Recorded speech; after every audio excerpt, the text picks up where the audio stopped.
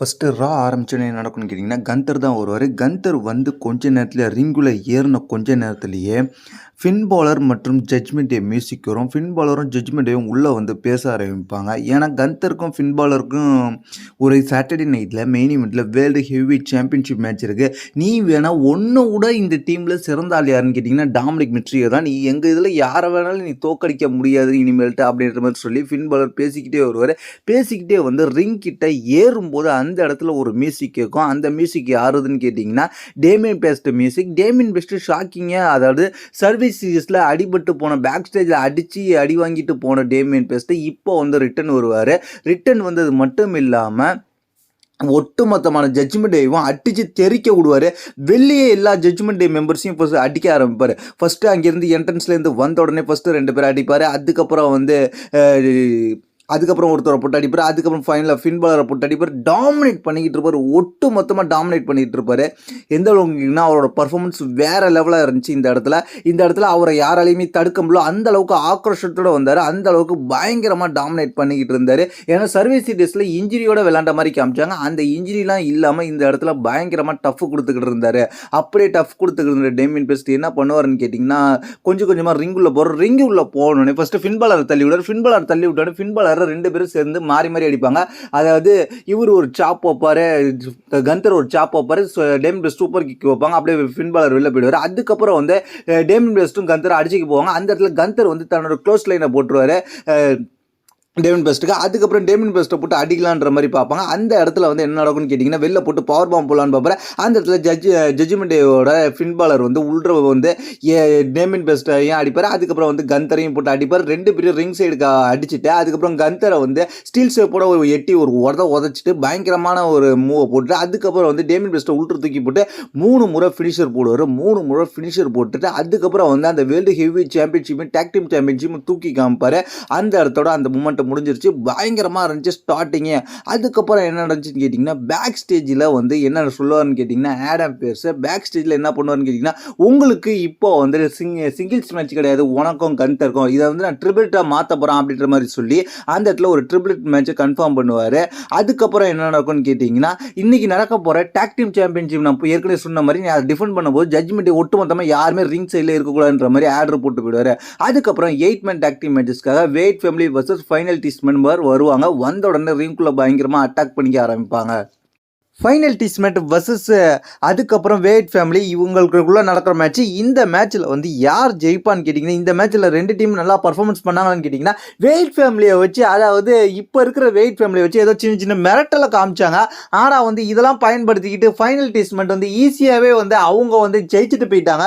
என்னதான் இருந்தாலும் அவங்க வந்து கொஞ்சம் வந்து மைண்டை யூஸ் பண்ணி கொஞ்சம் சீட் பண்ணுற மாதிரி காமிச்சு ஜெயிச்சாலும் இந்த மேட்ச்சில் வந்து அதாவது வெயிட் ஃபேமிலியோட லீடரான அங்கிள் கவுடியே வச்சே முடிச்சு விட்டுட்டாங்க. அங்கிள் கவுடியை பயங்கரமாக காமிச்சிட்டு இருந்தாங்க. அவரை இப்போ இந்த மேட்ச் மூலியமாக முடிச்சு விட்டுட்டாங்க. இந்த மேட்ச்சில் ஒரு தோத்துட்டாரு அப்படின்றது இப்போ கிளியராக தெரிஞ்சிருச்சுங்க. அங்கிள் கவுடியை முடிச்சது கெய்ரன் கிராஷ் முடிச்சிட்டாரு, பின் பண்ணிட்டாரு. அதுக்கப்புறம் என்ன நடக்கும்னு கேட்டிங்கன்னா, பேக் ஸ்டேஜில் சிஎம் பங்க் இன்டர்வியூ ஒன்று நடந்ததை காமிப்பாங்க.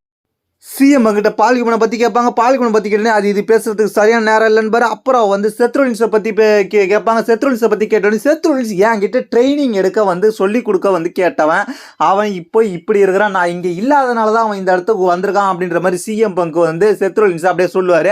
அது மட்டும் இல்லாமல் வந்து அவன் வந்து நான் வெளில போனதுனால அவன் என் இடத்த நிரப்புறதுக்கு தான் வந்தவன் அப்படின்ற மாதிரி சொல்லியிருப்பார். அடுத்து என்ன நடக்கும்னு கேட்டிங்கன்னா, டெக்கடா கை வர்சஸ் லிவ் மோர்கன் இவங்க 2 பேருக்கும் இன்டர்கான்டினென்டல் சாம்பியன்ஷிப்புக்கான டோர்னமெண்ட்டில் அடுத்த ரவுண்டுக்கான மேட்ச் நடக்கும். இந்த மேட்ச் நல்லாவே நடந்துட்டு இருந்துச்சு. இந்த மேட்ச்சில் டெக்கடா கை பர்ஃபார்மன்ஸ் வேறு லெவல். லிவ் மோர்கன் சாம்பியன்ஷிப் வச்சிருக்க தகுதியே இல்லாத மாதிரி தான் பர்ஃபார்மன்ஸ் பண்ணியிருப்பாங்க. ஏன்னா எல்லா மூமெண்ட்டையும் டெக்கடா கை பயங்கரமாக தெறிக்க விட்டாங்க. லிவ் மோர்கன் போடுற மூமெண்ட்லாம் ரிசர்வ் மூமெண்ட்டாக போட்டுக்கிட்டு இருந்தாங்க. ஆனால் வந்து இந்த மேட்ச்சில் வந்து டெக்கடா கையை திசை திருப்ப வந்து சோனியா டேவில், அதுக்கப்புறம் வந்து ஜெயா ட்ராக், அதுக்கப்புறம் வந்து யார் வருவான்னு கேட்டிங்கன்னா ஷைனா பிளேசர் சோனியா டிவில் டீம் ஒட்டுமொத்தமாக உள்ற வர ஆரம்பிச்சிருவாங்க. உள்ற வந்த உடனே அட்டாக் பண்ண ஆரம்பிச்சு திசை திரும்பி போன டெக்கடகை இந்த மேட்ச்சில் வந்து லிவ் மோர்கன்ட்ட தோத்துருவாங்க. லிவ் மோர்கன்ட்ட தோத்ததுக்கப்புறம் சோனியா டிவில் மொத்த டீமுமே உள்ற வந்து அட்டாக் பண்ண ஆரம்பிப்பாங்க. அட்டாக் பண்ணோடனே அவங்களுக்கு சப்போர்ட்டாக யார் வருவான்னு கேட்டிங்கன்னா அவங்களுக்கு சப்போர்ட்டாக யூஎஸ்கை வருவாங்க. யூஎஸ்கை இந்த வந்து சப்போர்ட் பண்ணி டெக்கடகை காப்பாற்ற முயற்சி பண்ணுவாங்க. அதுக்கப்புறம் என்ன நடக்கும்னு கேட்டிங்க யூஎஸ்கையை அட்டாக் பண்ணிட்டு போயிடுவாங்க லிவ் மோர்கன். ஏன்னா லிவ் மோர்கன் வர்சஸ் யூஎஸ்கை இவங்க ரெண்டு பேருக்கும் சாட்டர்டே நைட் மெயின் ஈவெண்ட்ல ஒரு மேட்ச் சாம்பியன்ஷிப் மேட்ச் கன்ஃபார்ம் பண்ணதுனால இவங்க வந்து அதுக்குள்ளே இவங்க ஃபீல்டை உருவாக்கிப்பாங்க, கான்ட்ரவர்சியை காமிப்பாங்க. அடுத்த நடக்கும் என்ன நடக்கும் கேட்டிங்கன்னா பேக் ஸ்டேஜ் ட்ரீம் மெக்கன்ட்ரே வந்து இது நாள் வரைக்கும் இந்த வருஷம் ஃபுல்லாக என்ன நடந்துச்சோ சின்ன சின்ன கிளிப்பாக வந்து பேசி அதுக்கு ஒரு ப்ரொமோ கொடுத்துக்கிட்டு இருப்பாரு. நான் இனிமேல் இப்படி இருக்க போகிறேன் அப்படி இருக்க போகிறேன்னு ப்ரொமோ கொடுத்துக்கிட்டு இருப்பாரு. அதுக்கப்புறம் என்ன நடக்கும்னு கேட்டிங்கன்னா பேக் ஸ்டேஜில் டெஃபினி சர்ட்டனும் ஆடம் பேர்ஸும் பேசிக்கிட்டு இருப்பாங்க. அதுக்கப்புறம் என்ன நடக்கும் கேட்டிங்கன்னா பேக் ஸ்டேஜ்லேருந்து ரிங் சைடு ஆடியன்ஸ்லாம் காமிப்பாங்க, ஜஸ்டிஸ் ஃபார் பிக்கின்ற போர்டெலாம் காமிப்பாங்க. அதுக்கப்புறம் என்ன நடக்கும்னு கேட்டிங்கன்னா கோடி ரோட்ஸ் பேக் ஸ்டேஜ்லேருந்து வராத ஆடம் பேர்ஸ் வர இருப்பார். அதுக்கப்புறம் கோடி ரோட்ஸ் நின்றுக்கிட்டு இருப்பார். நியூ டே பார்த்தோன்னே கொஞ்சம் அப்செட்டாக நிற்பாரு. நியூ டே பற்றி பேசுவார், நீங்கள் செய்கிறதுலாம் தப்பு எல்லாருமே சொல்லிக்கிட்டு இருப்பாங்க. பேக் ஸ்டேஜில் நியூ டே யாருமே மதிக்க மாட்டாங்க. இவங்க வந்து கோடி ரோட்ஸை செஞ்சு பார்த்துட்டு அதுக்கப்புறம் கோடி ரோட்ஸும் அப்செட் ஆகி போயிடுவார்.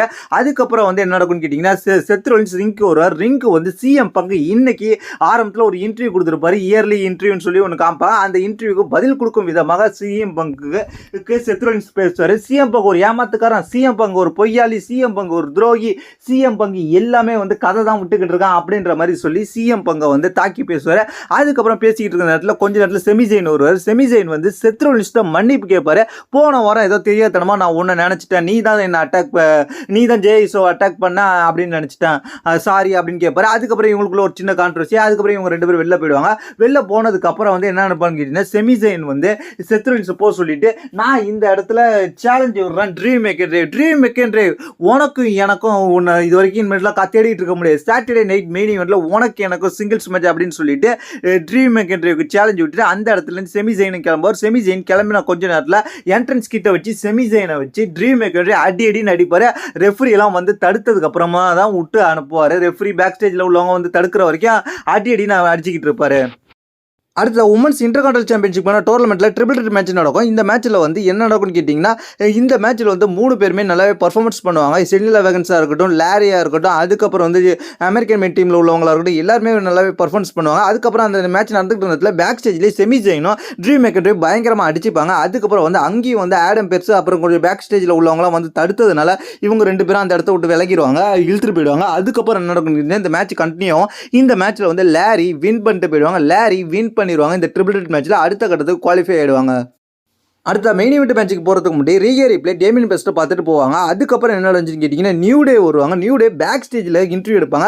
அதுக்கப்புறம் கேமரா அவங்களே வாட்ச் பண்ணிக்கிட்டு இருக்கிறத பார்த்து கருப்பான நியூ டே ஏன் எங்களை வாட்ச் பண்ணுறீங்க, ஏன்டா டேமன் கேமரா எங்களை தூக்கிட்டு எங்கள் முன்னாடி ஏன் வரீங்க, போங்களா அந்த பக்கம் அப்படின்னு சொல்லிட்டு கேமரா அடித்து விரட்டி விடுவாங்க. அதுக்கப்புறம் என்ன நடக்கும் கேட்டிங்கன்னா கொஞ்சம் கொஞ்சமாக அப்படியே ரிங் சைடுக்கு அப்பியரன்ஸ் கொடுப்பாங்க. ரிங் சைடு அப்பியரன்ஸ் கொடுத்தோன்னே நியூ டே கேரியர்லேயே இது வரைக்கும் மூவ் பண்ணாத ஆடியன்ஸ், இந்த அளவுக்கு மூவ் பண்ணாத ஆடியன்ஸ் ரொம்பவே பயங்கரமாக மூவ் பண்ணுவாங்க. கோஃபி கிங்ஸ்டன்லாம் ரொம்பவே விரக்தியில் பார்ப்பாரு. அதுக்கப்புறம் ரிங்குள்ள போய் பேச ஆரம்பிச்சு சேவர் உட்ஸ் பேச ஆரம்பிக்கும் போதெல்லாம் பூ பண்ணிக்கிட்டே இருப்பாங்க. பயங்கரமான பூவாக இருக்கும். அவரால் எந்தவித வார்த்தையும் பேச முடியாமல் 2 பேருமே திணறி போயிடுவாங்க. அதனால கொஞ்ச நேரத்தில் என்ன பண்ணுவாங்க, திருப்பி பேச முயற்சி பண்ணி தோத்து போயிடுவாங்க. அதனால அந்த இடத்துல மைக்கை தூக்கி போட்டுட்டு 2 பேருமே அங்கேருந்து கிளம்பிடுவாங்க. அடுத்ததான் மெயின் ஈவெண்ட் மேட்ச் நடக்கும். மெயின் ஈவெண்ட் மேட்ச் யார் யாருக்குன்னா ரீகா ரிப்ளே வர்சஸ் ரிக்கி ராண்ட்ரிக்கல். இவங்க 2 பேருக்கும் எனிதிங் கோஸ் மேட்ச். அப்படின்னா இந்த மேட்ச்சில் என்ன வேணாலும் நடக்கலாம், யார் வந்தாலும் நோ டிஸ்குவாலிஃபிகேஷன், அது மட்டும் இல்லாமல் எதை வேணாலும் எடுத்து அடிச்சிக்கலாம் அப்படின்ற மாதிரி தான். ரீகா ரிப்ளே வந்துருவாங்க. அதுக்கப்புறம் ரிக்கி ராண்ட்ரிக்கல் வந்த உடனே என்ட்ரன்ஸ் ஆரம்பிச்ச கொஞ்ச நேரத்தில் அடிக்க ஆரம்பிச்சிருவாங்க. என்ட்ரன்ஸ் கிட்ட போய் ஓடி போய் அடிக்க ஆரம்பிச்சிருவாங்க. ரீகா ரிப்ளே அடிக்க ஆரம்பிச்சு அதுக்கப்புறம் ஆடியன்ஸ் சைடு அடிச்சு விரட்டி விட்டு அதுக்கப்புறம் வந்து ரிங்குள்ள கூட்டு வந்து பயங்கரமாக இந்த மேட்ச் நடக்கும். இந்த மேட்ச்சில் வந்து ஒரு கட்டத்தில் ரிக்கி ராண்ட்ரிக்கல் டாமினேட் பண்ணி அடிச்சு ரீகா ரிப்ளே ஜெயிக்க போகிற நேரத்தில் அந்த நேரத்தில் லிவ் மோர்கன் உள்ற வந்து இந்த மேட்சை வந்து அவங்க வந்து ரிக்கி ராண்ட்ரிக்கலுக்கு சப்போர்ட் பண்ணி ஜெயிக்க வைக்க முயற்சி பண்ணுவாங்க.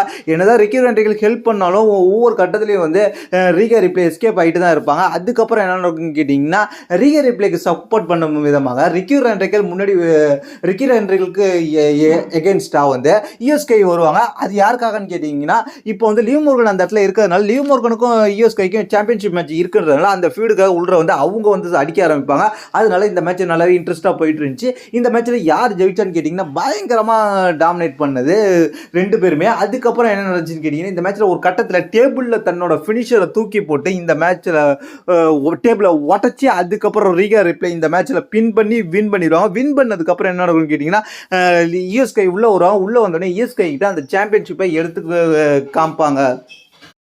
இதோட இந்த வாரம் ராவ் முடிஞ்சிருச்சு. இந்த வாரம் ராவ் பற்றி உங்களோட கருத்து என்னது கீழே உள்ள கமெண்ட்ஸ்க்கு கமெண்ட் பண்ணுங்கள். இதுவும் நம்ம சேனல் தான். இந்த சேனலுக்கு சப்ஸ்கிரைப் பண்ணி சப்போர்ட் பண்ணுங்கள். தேங்க்ஸ் ஃபார் வாட்சிங்.